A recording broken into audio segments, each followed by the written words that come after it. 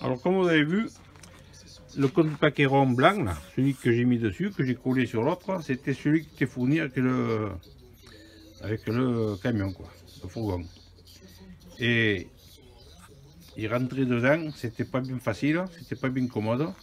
Alors j'ai fait notre contrepaquet de 5 mm, je l'ai collé dessus. Et ensuite je vais mettre celui-là et celui-là, je vais le fixer, qui sera fixé ici, sur la porte. Il ira là. Alors normalement celui qui était fourni, il rentrait à l'intérieur. À l'intérieur, c'était fixé comme ça, c'était pas bien commode. Alors j'ai fait un contrepaquet plus grand qui va faire tout le tour là, 70-70, tout le tour. C'est celui que je vous montre tout à l'heure. Je vais ensuite le fixer avec des vis autoforeuses sur le côté, sur le bord, quoi. Ça sera mieux que de le rentrer dedans, c'était pas bien commode. Alors il y a celui-là, puis l'autre côté, pareil. Parce qu'il rentre dedans, il fera le tour de la porte. Voilà, il est maintenant collé, comme je l'ai monté. Je vais mettre une couche d'isolant bulle derrière, en complément toujours de la mousse de Armaflex de 32 mm. Et voilà, c'est la partie qu'on verra maintenant derrière. Ça c'est ce qui était vendu d'origine, mais ça rentre dedans, ça n'est pas.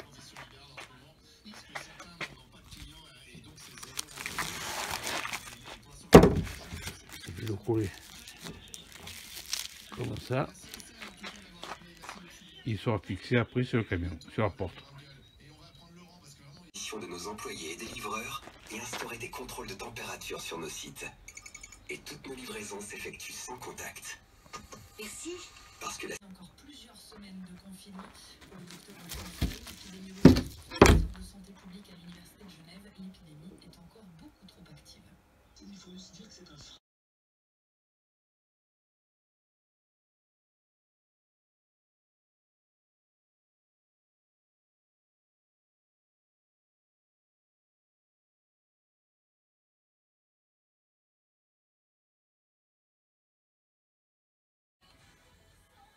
Alors hier j'avais monté des vérins, c'était des 150 et c'était vraiment trop fort pour des portes comme ça. Alors 150 N newton, je pense que ça veut dire, c'est fait pour des soi-disant, c'est fait pour des portes jusqu'à 15 kg.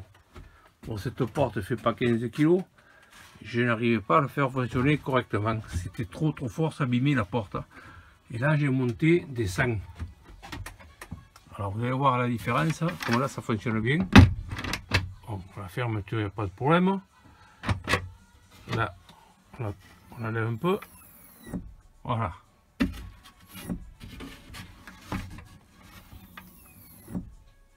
Voilà. Malgré que bon, cette porte elle fait 1 mètre par 30, c'est du pain. C'est du pain. Voilà. Alors je ne vous conseille pas de prendre du 150, surtout rester dans du 100, à moins que votre porte soit vraiment lourde.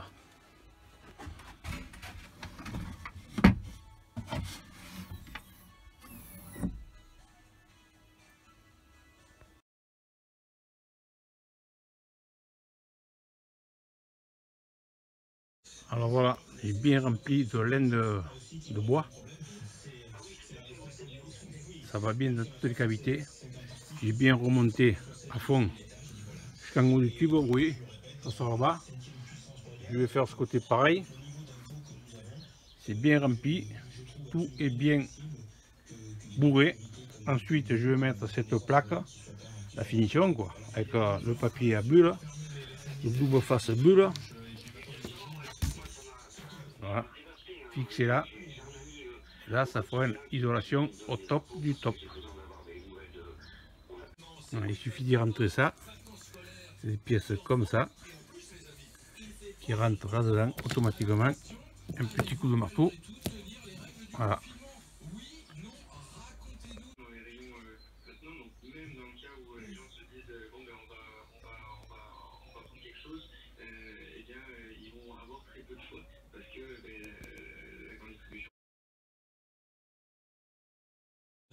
dessus. Est-ce que je suis fou ou est-ce que ce n'est pas forcément irréaliste? Alors là, on est les côté droite quand on est à l'intérieur. Alors je filme un peu parce que pour, vous voyez, en cas de qu'il y ait une panne électrique ou quelque chose comme ça, je filme ce qu'il y a comme branchement avant de remplir. De toute façon, je remplis que d'un côté et de l'autre. Je laisse tous les câbles qu'il faut qu'ils soient accessibles.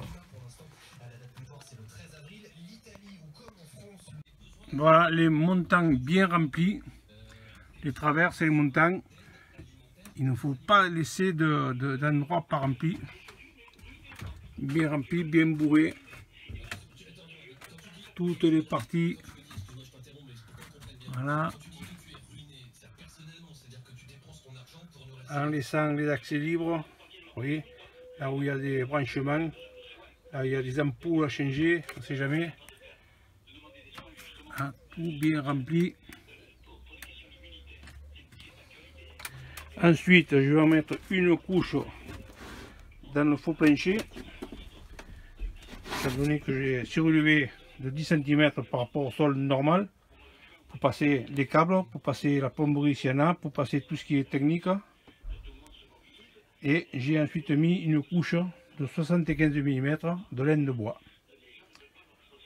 Dessus, je vais mettre encore ces bulles, isolant à bulles. Et là, c'est phoniquement et thermiquement. En plus de ça, la laine de bois, c'est super efficace aussi pour le chaud et le froid. Un déphasage énorme, 11 heures. Voilà, je vais en mettre de partout, sous le plancher.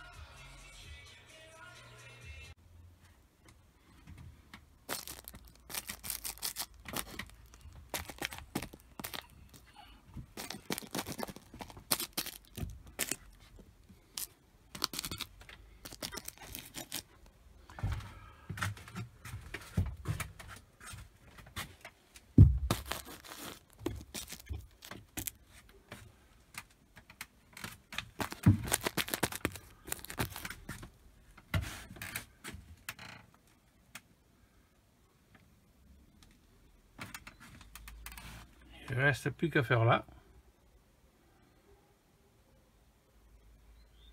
En laissant toujours les endroits là où on a changé les ampoules, on ne sait jamais, accessible.